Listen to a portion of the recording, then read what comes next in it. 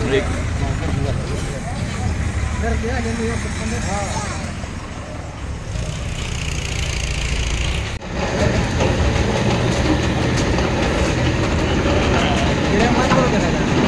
कर की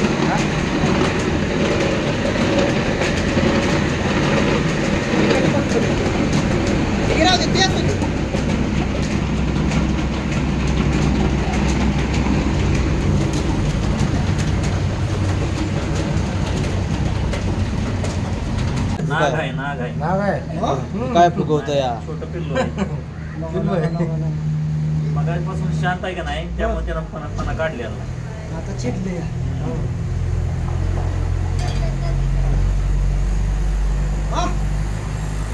एक पिठात पोत उचल आता बडी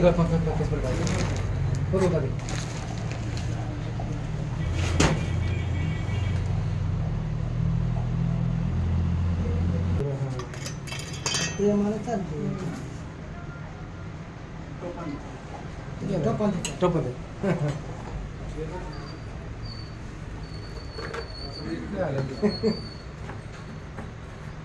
मित्रांनो आता आपण आहोत वांगीमध्ये पिठाची गिरण आहे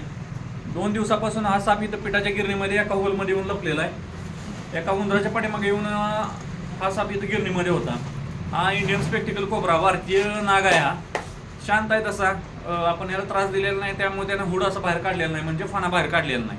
त्यामुळे साप पिठामध्ये ओळखून येईना झालं त्याच्या अंगावरती पीठ पण पडलेलं त्यामुळे नक्की साप कोणता हे पण लक्षात येत नव्हतं नाग आहे की धुवून नागील कारण त्यानं फणा काढलेला नाही ज्यावेळी आपण त्याला रेस्क्यू केलाय पकडलाय त्यावेळी त्यानं फणा बाहेर काढलेला आहे इंडियन स्पेक्टिकल कोब्रा भारतीय नाग विषारी जातीय साप आहे त्या गिरणीमधून आपण रेस्क्यू केलाय बघू शकता गिरण सगळे टाकले ऊसतोडणी मजूर वगैरे इथं आले पीठ दळून घेण्यासाठी